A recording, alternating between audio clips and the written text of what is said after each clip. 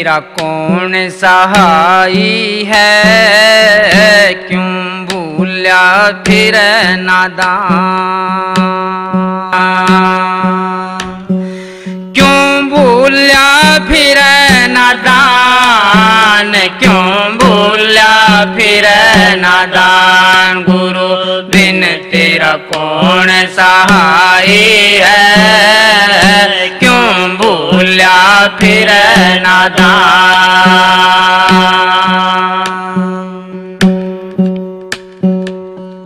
84 में राधा स्वामी नाम के उच्चारण के साथ इसका स्वागत करें। पुस्तक आप तक पहुंच रही है। हुजूर महाराज जी स्वयं अपने हाथों से आप साथ संगत के लिए पुस्तक विमोचित कर रहे हैं। पुस्तक का आप लाभ उठाएं। हुजूर के अनमोल वचनों से संग्रहित संकलित ये पुस्तक आपको आध्यात्मिक लाभ देगी। राधा स्वामी, राधा स्वामी, राधा स्वामी।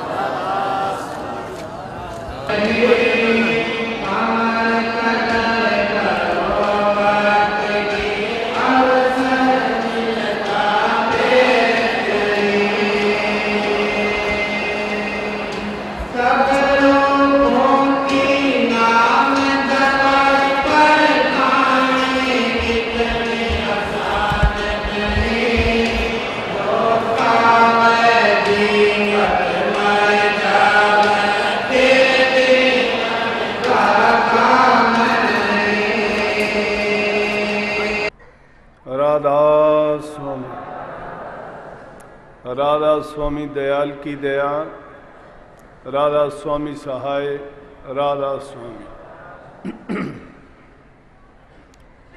प्यारी साध संगतियों, बुजुर्गों, माताओं, नौजवान साथियों, बहनों, बच्चों, जितने भी सत्संगी प्रेमी उपस्थित हुए हैं, शांति से बैठ के सत्संग का लाभ उठाएं। इस बारे में तो आपको बता दिया गया कि आज का सत्संग पहले 2 सत्संग हो जाते थे। सत्संगियों का भाव होता है, प्यार होता है, गुरु को सम्मान देते हैं और हर प्रकार से तन से, मन से, धन से, दिल से चाहते हैं कि वो अपने गुरु को सर्वस्व अर्पण कर दें। ये रास्ता प्यार का है। जब प्यार किसी से होता है इंसान का, उसके बदले में वो अपनी जान तक कुर्बान करने के लिए तैयार होता है। और अध्यात्म प्रेमियों की तो ये बात है कि वो सर्वस्व अपने गुरु को सौंप के अपना कुछ नहीं मांगते और ना ही अपनी कोई चाह रखते हैं।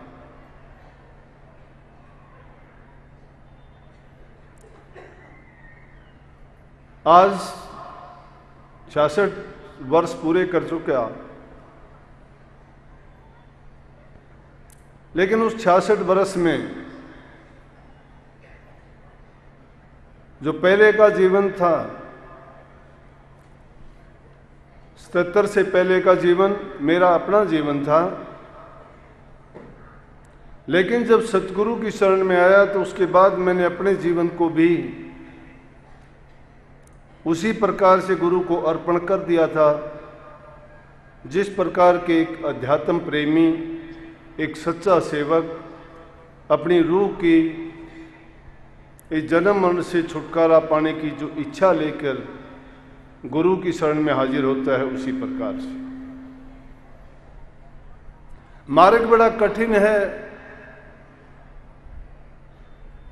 बाधाएं बहुत आती हैं, परेशानियां बहुत उठानी पड़ती हैं, लेकिन उन परेशानियों का, बाधाओं का ख्याल उस समय नहीं रहता जब सबसे बड़ा दुख हमारे सामने होता है। और जीव का सबसे बड़ा दुख क्या है कि जन्म मरण का। बार बार कबीर साहब की वाणी महाराजियों के सत्संग में कई बार मैंने गाई है, और जो भी वाणी मैं कहीं देखता था, सुनता था, मुझे उसके प्रति ख्याल ही नहीं आता था। मैं अपने जीवन में उसको उतारने का प्रयास भी करता था। तो शब्द मैंने कई बार गाया है, वो शब्द है कि मेरी सतगुरु ने पकड़ी बांह, नहीं तो मैं भी बह जाता। हालांकि शब्द में है नहीं तो जिंद बह जाती, लेकिन मैं उसको इस रूप में गाता था, मैं अपने ऊपर लागू करता था कि नहीं तो मैं बह जाता। और बह क्या जाता, बहा हुआ था इस संसार के दुखों में, इंद्रियों के भोगों के रस में, संसार के पदार्थों में, इच्छाओं और कामनाओं की पूर्ति हेतु ही सब भाग दौड़ थी। लेकिन जब से सतगुरु की शरण मिली तो इन चीजों के बारे में ये ज्ञान हुआ कि संसार की चीजें मिथ्या हैं। अब मिथ्या किस प्रकार से समझी जा सकती हैं? जाहिर में मिथ्या नहीं दिखाई देती। जिन वस्तुओं में हमें रस आता है, इंद्रिय भोग हैं, पदार्थ हैं, उनकी चाहत जब तक मन में है और जब तक वो हमारे इंद्रियों और शरीर तक सीमित रहती हैं, तब तक उनसे हमें आनंद मिलता है, खुशी मिलती है, हम उसी को जीवन मानते हैं। लेकिन संतों ने उसी को अज्ञान कह दिया। जब तक गुरु नहीं मिलता है, ये जीव अंधकार में और अज्ञान में बहा जाता है, क्योंकि जब उन चीजों को सत्य मानता है और जो सत्य उसको पहचानता नहीं है, और जब उस सत्य को पहचान जाता है तो अज्ञानी नहीं, इसको ज्ञानी कहना शुरू कर देते हैं। नहीं तो अज्ञानी भ्रमत फिरे, जात वर्ण अभिमान। अज्ञानी पुरुष तो उनको मानना चाहिए कोई जाति के अभिमान में, कोई ऊंचे वर्ण के अभिमान में, कोई विद्या के अभिमान में, कोई धन दौलत के अभिमान में, कोई शारीरिक बल के अभिमान में, या कोई ऊंचा पद पाने के अभिमान में जो बहे जाते हैं, वो सब अज्ञानी हैं। लेकिन जब सतगुरु की शरण में आते हैं तो इन चीज़ों के बारे में जब हमें ये समझा देते हैं कि ये चीज़ें तुम्हें किसी भी प्रकार से खुशी देने वाली, शांति देने वाली नहीं है, या इस संसार के दुखों से बचाने वाली नहीं है। संसार के इन दुखों से बचना चाहते हो या जन्म मरण से छुटकारा पाना चाहते हो, तो गुरु की शरण में सच्चा और पक्का होके जब लगते हैं। लेकिन वो शरण बड़ी कठिन होती है। जिनके साथ गुजरती है वो जानते हैं। कहने को तो हम बहुत कह देते हैं कि मैं गुरु का भगत हूँ, मैं सत्संगी हूँ, मैं अभ्यास करता हूँ, मैं नाम जपता हूँ। प्रेमियों, जब इस रास्ते पर चलते हैं, हम अपना थोड़ा सा आराम तक नहीं छोड़ सकते, किसी भी चीज को अपने से जुदा नहीं कर सकते। छोटा सा दुख आता है, उस पर रोना, चीखना, चिल्लाना शुरू कर देते हैं। थोड़ा सा कहीं भी हमें परेशानी का कारण मिल जाता है तो आग बबूला हो जाते हैं। हम सत्संग को छोड़ देना पसंद करते हैं, गुरु को छोड़ देना पसंद करते हैं, लेकिन उस संसार के पदार्थों से जुदा होना नहीं चाहते।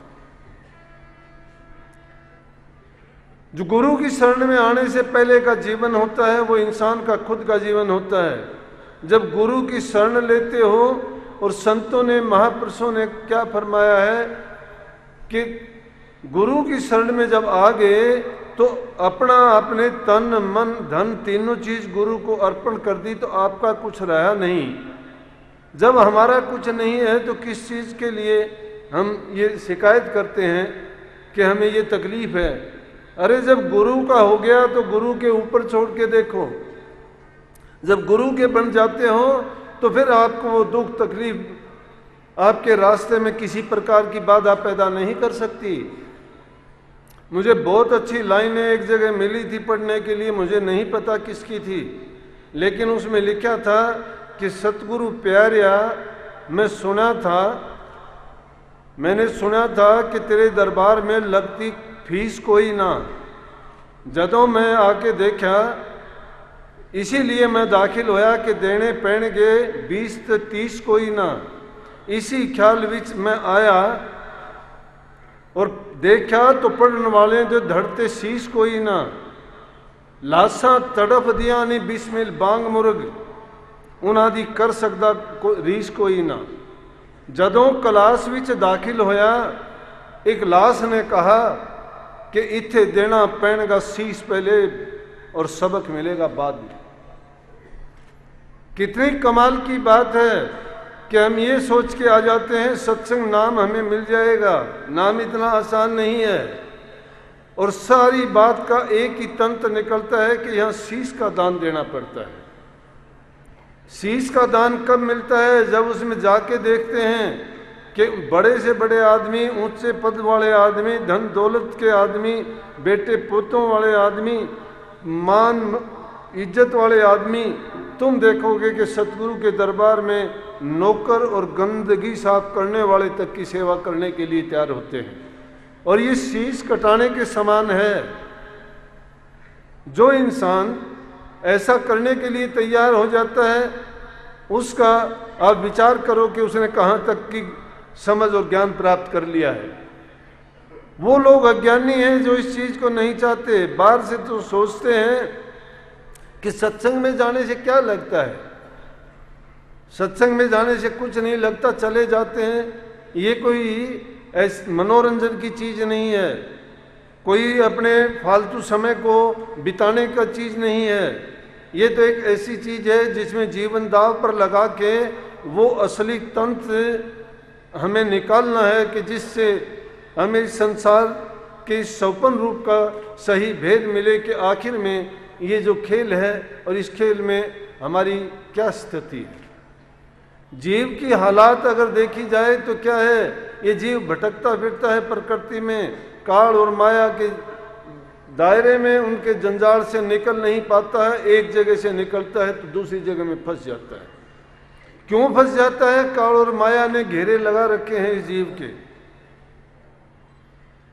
ऐसी ऐसी यातनाएं, ऐसी ऐसी बातें, बल्कि कितनों की सुनोगे जो इस मार्ग पर चले। स्वामी जी महाराज के समय से अगर कहोगे तो हजूर महाराज जी को इतना कि संसारी लोगों की जीत होती थी और गुरुमुखों की हार होती थी, क्योंकि सतगुरु शिष्य की गढ़ाई करता है, खुद नहीं करता, संसारियों से करवाता है। उसी माया के खेल में काल से उनकी ऐसी ऐसी तकलीफें उनको दिला के और परखना चाहता है कि शिष्य इस मार्ग पर चलने के लायक है या नहीं है। लेकिन जब गुरु का बन जाता है वो, तो फिर उसको कोई दिक्कत नहीं होती।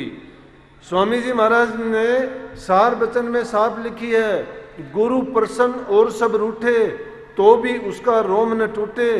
औरों को प्रसन्न जो करता, गुरु से द्रोह घात जो रखता। औरों को प्रसन्न जो करता, गुरु से द्रोह घात जो रखता। सो जीव जानो अपघाती, उन संकाल करे उत्पाती। जो गुरु को प्रसन्न कर लेता है उसका रोम भी नहीं तोड़ सकता। चाहे सारी दुनिया एक तरफ हो जाए, गुरु जिसको मिल गया उसका बाल बांका नहीं हो सकता। क्यों नहीं हो सकता? ये भी एक समझने की बात है। गुरु ने उसको कोई फौज नहीं दी, गुरु ने उसको कोई ऐसा कवच नहीं दे दिया कि जिस पर उस पर कोई वार नहीं कर सकेगा, कि दुख नहीं दे सकेगा। लेकिन गुरु ने उसको समझ दे दी है, जिस समझ के कारण उसने उस राज को जान लिया है कि मेरा इसमें कुछ नहीं हो सकता, कि जो कुछ होता है ये मेरे लिए बेहतरी के लिए होता है। जो कुछ होता है वो मेरे कल्याण के लिए किया जा रहा है। जो कुछ हो रहा है वो मेरा कर्म था, उस कर्म को मैं भोग रहा हूँ। इसमें किसी का भी कुछ नहीं है। ज्यों ज्यों दुनिया उनको कहती है त्यों त्यों उनकी समझ में बात आती जाती है। वो दुनियादारों की बातों पर कोई भी किसी प्रकार का दुख व्यक्त नहीं करते, ना ही उनकी कभी परवाह और चिंता करते हैं, क्योंकि उनको ये समझ है ये कर्म उसका खुद का किया हुआ है और वो कर्म उसको ही भोगना है, दूसरा उसको कोई नहीं भोगेगा। रही भक्ति का मार्ग, ये अगर इस पर चल के देखोगे तब इसकी कठिनाइयों का पता चलेगा कि जितने दुश्मन इंसान के बाहर से हैं, अंदर में और भी ज़्यादा दुश्मन बैठे हुए हैं, जो इस जीव को किसी प्रकार का चैन नहीं लेने देते। इसीलिए अभ्यासी संतों ने क्या कहा है कि दुनियादार जिस वक्त में सोते हैं, संत रात को उस वक्त रोते हैं। दुनियादार जिस संसार से सुखों का भोग करते हैं, उसी टाइम संत लोग उन दुखों से निवृत्ति का साधन खोजते हैं। इसलिए प्रेमियों, ये मत सोचना कि कठिन, लेकिन मैं बताऊं, ये हमारे लोगों को देखने से ये लगता है कि दुख है, तकलीफ है, परेशानी है और ये करते हैं वो करते हैं। जो प्रारब्ध में लिखा है, जो गुरु ने लिखा है, वही होता है। मैंने कभी ये सोचा तक नहीं था कि मुझे ये करना है। मैंने कभी सोचा तक नहीं था। मैं तो गुरु की शरण में भी मैं यही सोच के आया था, वो लाइनें मेरे ऊपर लागू होती हैं। मैं भी संसार की चाल लेके आया था। मैं गुरु की शरण में अपनी मर्जी से नहीं आया। मुझे भी मेरे चाचा ताया लेके गए थे, कहने लगे कि एक बार चल के देख, अच्छे लाडू मिलते हैं, चाय मिलती है और वहाँ तो बड़े मज़े हैं। और मैं तो गया था लड्डू खाने के लिए। मुझे क्या पता था वो लड्डू इतने महंगे पड़ेंगे कि जिंदगी भर बंद के रह जाऊंगा। मैं देखने के लिए गया था, मैं इसमें आने के लिए नहीं आया था। सच्ची बात यह है कि मैं नाम को जानता भी नहीं था। मेरी माँ भी अगर सत्संग में जाती थी तो भी मैं उसको रोकता और मना करता था, लेकिन वो क्या था, अज्ञान था, नासमझी थी। लेकिन जब लिखा होता है, जो सतगुरु ने आज से नहीं, जीव का भाग्य कर्म कहो, उसका अपना प्रारब्ध से बना हुआ होता है। तो ये 3 जन्म का सतगुरु महाराज बार बार कहते थे, मैंने अपनी मर्जी से नहीं लिखा, उनके सामने लिखा हुआ शब्द था। बार बार उन्होंने कहा कि एक बार का नहीं, 3 जन्म का साथ है तेरा और मेरा, तू कोई नया नहीं आया है। लेकिन फिर भी क्या होता था कि जब संसारी बातों में फंसता था तो मन मुटाव भी होता था, झगड़ा भी होता था, मुझे ताड़ मार भी मिलती थी, बुरा भला भी कहा जाता था। लेकिन खोटी मंदी गरम ठंडी जो बर्दाश्त कर जाता है, इस मार्ग पर वही कामयाबी को आगे खोज सकता है। इसीलिए संतों ने जो भी चीज़ दुनियादारों को बताई, जो भी संदेश दिया, उसमें उन्होंने दूसरे का सहारा नहीं बल्कि अपने ही जीवन को उनके सामने हाजिर करके बताया कि मैंने ऐसा किया था तो देखो वो ऐसा हुआ।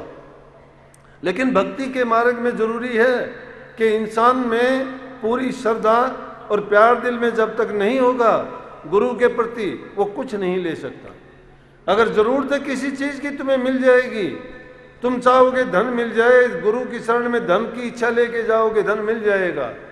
अगर कोई तुम नौकरी पेशा या कोई पद के लिए जाओगे, मिल जाएगा, कोई बड़ी बात नहीं है। सदगुरु भी जानते हैं कि इसको किस चीज़ की चाह है, जिसको जिस चीज़ की चाह होती है वो लो, मिल जाएगी मांगने से, बड़ी बात नहीं है। लेकिन दुर्भाग्य है हमारा कि संतों के पास भी जाके हम वही चीज़ मांगते हैं जो हमें और ज़्यादा संसार में उलझाने वाली और फंसाने वाली है। अरे संतों के पास और सतगुरु के पास जाके हमें वो दौलत मांगनी चाहिए कि जिससे जन्म जन्मांतर के पाप कट जाएं। लेकिन हम तो सोचते हैं कि जिस प्रकार से कि एक दुख मिट जाए, अगला दुख आएगा तो देखा जाएगा कि जैसे कैसे होगा पूरा कर लेंगे। संत जानते हैं कि ये कर्म तो काटने से पूरा होगा, लेकिन हम उस कर्म के काटते वक्त शिकायत करते हैं कि ये कर्म मेरे से नहीं काटा जाता। कई आते हैं कि मेरा चौड़ा छूट जाना चाहिए, मैं बहुत दुखी हूँ। कोई कहता है कि मुझे लड़के दुख देते हैं, कोई कहता है बहू दुख देती है, कोई कहता है लड़की दुख देती है। अरे ये दुख देने वाले नहीं, उनको कभी हमने दिया था तो आज वो हमसे पूरा कर रहे हैं। वो अपना कर्जा ही तो लेते हैं, इसमें नई बात नहीं है, लेकिन नासमझी इस बात में है कि हमने उस बात को जाना नहीं है।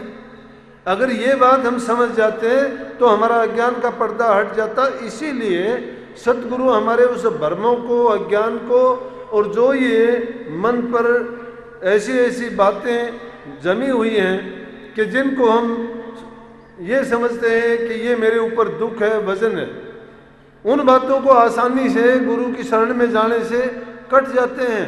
लेकिन गुरु के पास जाके भी हम ना तो किसी प्रकार का ध्यान करते हैं, गौर से सुनते भी नहीं हैं वचन को।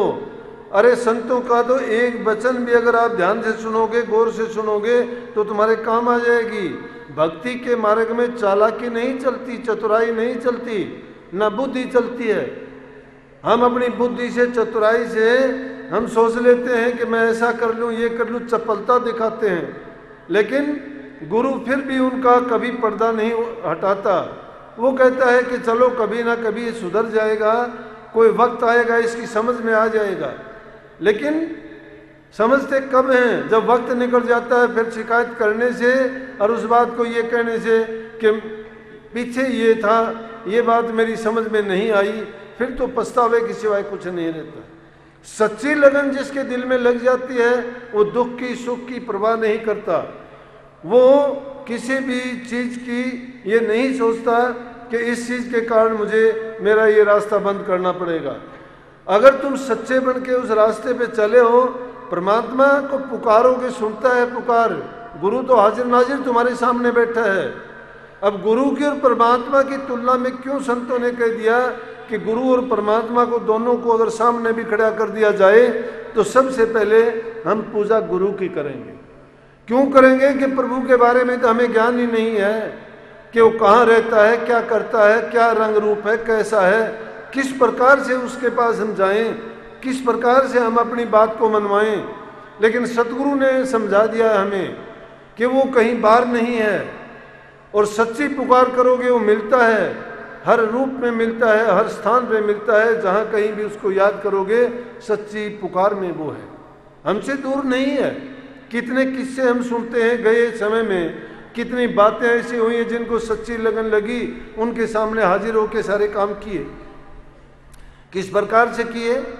कर्माबाई का किस्सा आपने सबने सुना होगा, एक बार नहीं कई बार सुना होगा कि कर्माबाई जिस मंदिर में जाती थी, उस मंदिर में जो पंडित जी रहते थे उनको कहीं बाहर जाना था। तो लौकिक भक्ति है, पूजा पाठ करना, दीप जलाना, मूर्ति पूजा करना, या उन और जितने भी हम इस प्रकार की क्रिया मंदिर में, मस्जिदों में, गुरुद्वारों में करते हैं, वो बन तो जाती है एक रीति रिवाज। लेकिन सच्चे दिल से अगर तुम करते हो तो वो रीति रिवाज भी नहीं रहती कि परमात्मा तुम्हारी सच्ची श्रद्धा में रहता है, तुम्हारे मन के विश्वास में बैठा हुआ है। जहाँ कहीं हमने अपना विश्वास व्यक्त किया, श्रद्धा हमारी दृढ़ हुई, हमें वहाँ प्रकट तो हो जाएगा। इसीलिए संतों ने कही कि वो तो वहाँ प्रकट जरूर हो जाएगा, लेकिन मुक्ति का रास्ता जो मिलेगा वो आपको सिर्फ गुरु के द्वारे पे ही मिल सकता है। क्यों मिल सकता है? कि गुरु अपने वचन मुबारक से, जवान से वो भेद बता सकता है। लेकिन जिस मूर्ति में हमने विश्वास कायम किया है और उस मूर्ति पर दृढ़ विश्वास के साथ वो प्रकट होकर हमें दिखा तो देगी, या जो भी चीज होगी वो पूरी भी कर देगी, लेकिन मुक्ति का रास्ता नहीं बताएगी। जिस प्रकार से कर्मा का क्या था कि वो पंडित जी जो मंदिर में पूजा पाठ करते थे, भोग लगाते थे, भोजन बना के ठाकर जी को रोजाना, उनको कहीं गांव जाना पड़ा। गांव जाना पड़ा तो कर्मा से कहने लगी, बेटी मैं तो गांव जाऊंगा। वो रोजाना जाती थी। जो भोले जीव होते हैं उनके दिल में सच्चाई और श्रद्धा ऐसी होती है कि उनको जो कहोगे उस बात पर वो आसानी से विश्वास कर लेते हैं, और जिनका विश्वास दृढ़ होता है उसी में सब कुछ होता है। जिसका विश्वास नहीं उसको कुछ भी नहीं है, ना वो गुरु के प्रति और ना भगवान के प्रति, ना नाम के प्रति उनकी श्रद्धा जुड़ती है, और ना ही वो कभी कोई फायदा उठा सकते हैं।